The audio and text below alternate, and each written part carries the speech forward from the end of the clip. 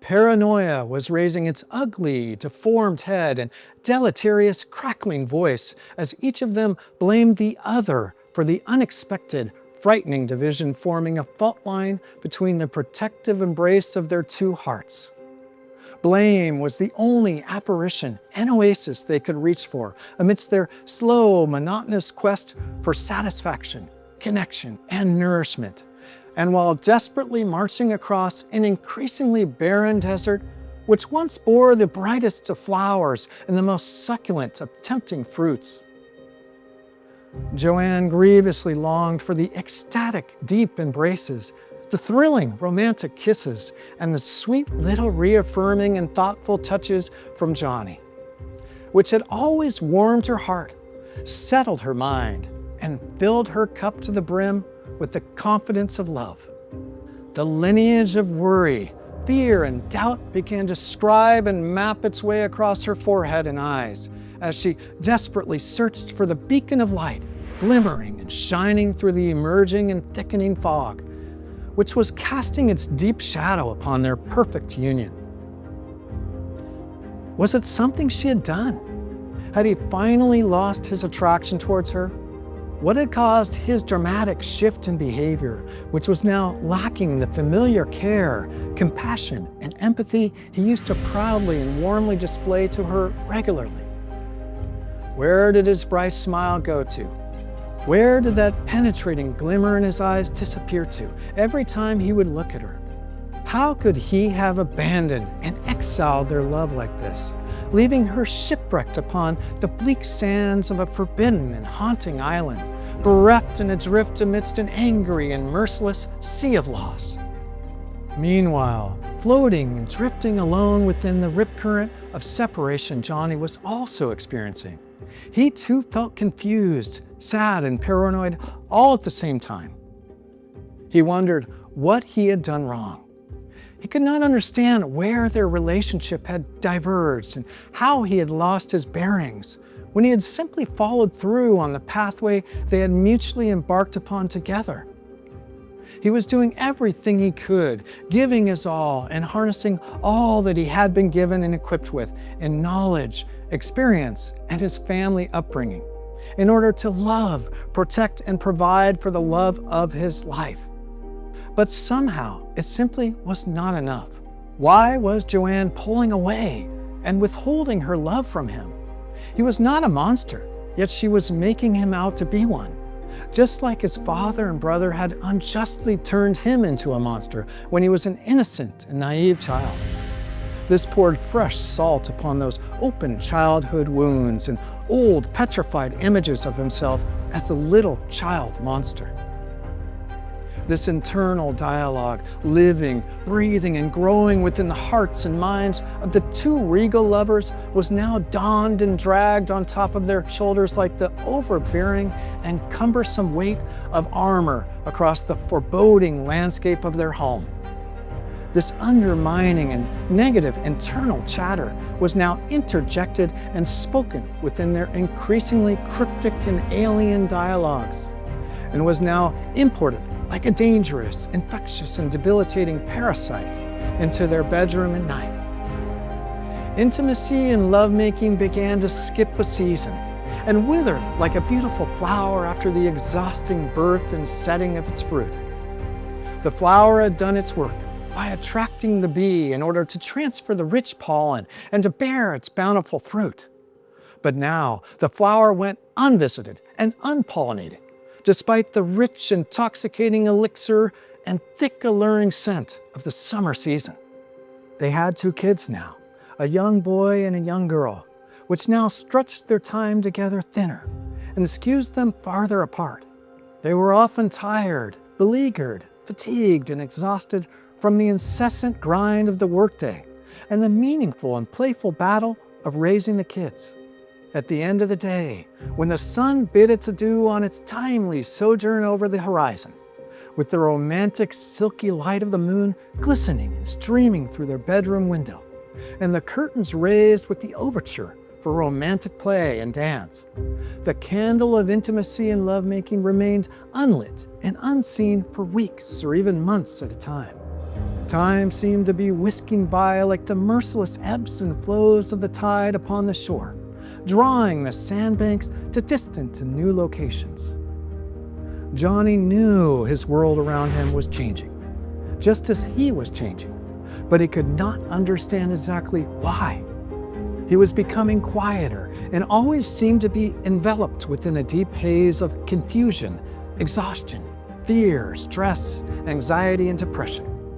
He had gained 30 pounds since his athletic heyday, as he increasingly sought the easy and familiar dopamine hits from unhealthy processed foods in order to fill the empty void of their once vibrant intimacy and epic lovemaking.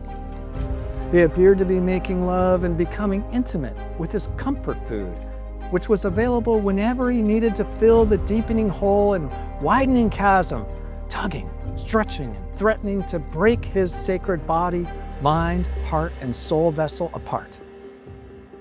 Joanne was highly intuitive and knew something was very wrong, but her intuition could not quite place her finger on exactly what it was. She desperately searched for the epicenter of the tremors and earthquakes which were rocking their marriage, like a mother bear agonizingly searching for her wandering cub who had suddenly become lost amidst the heat, haze, and chaos of the noonday sun during the great gathering of the salmon run. She attuned and concentrated every fiber of her being, every drop of blood in her heart, and every cell in her body towards the goal of finding her precious and priceless lost partner in her family, bringing him back home to the nourishing and abundant fields of their true inherent home together, and breathing new life back into their union.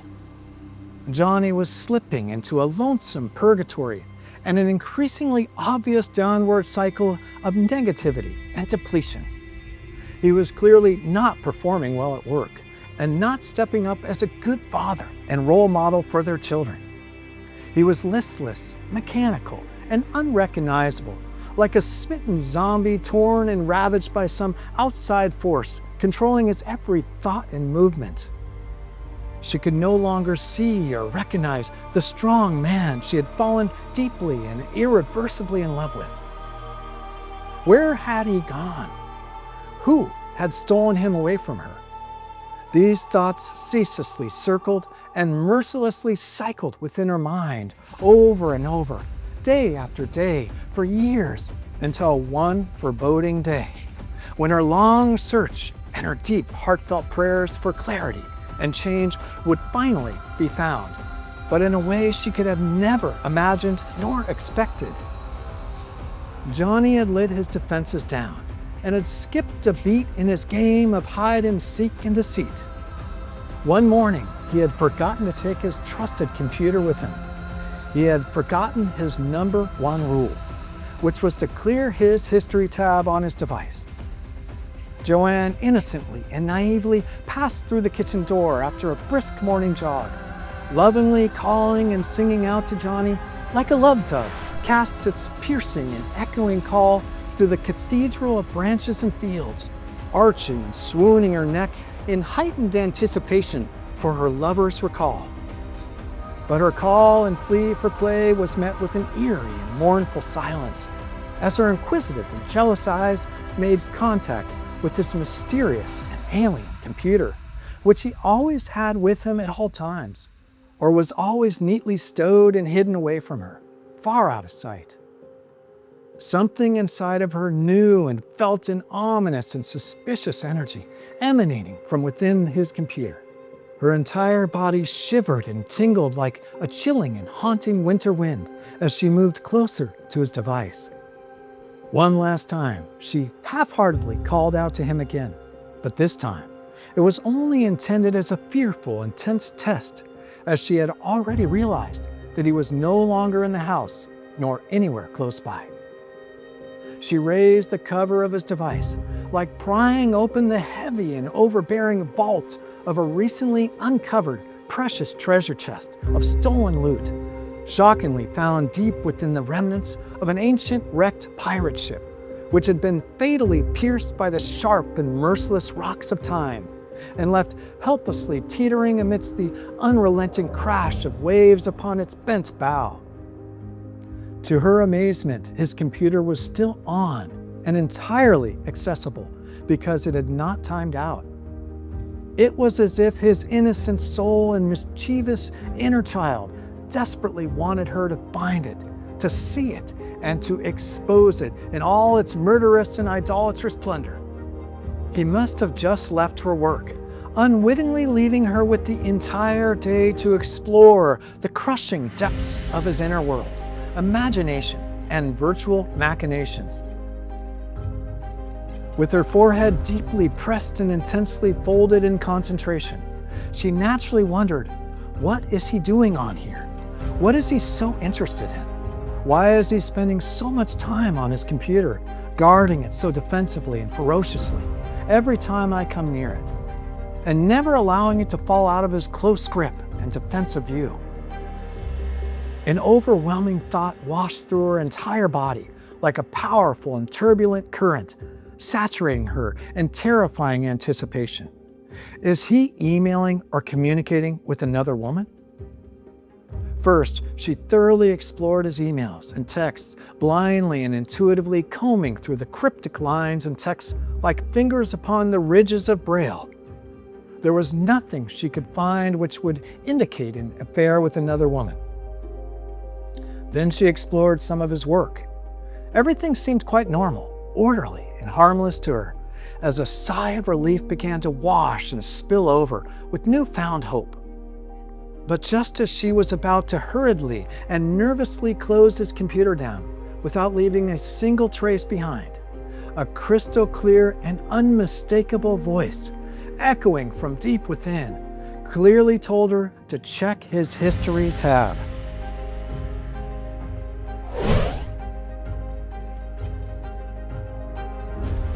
Thank you for watching. Don't forget to subscribe to catch the next video.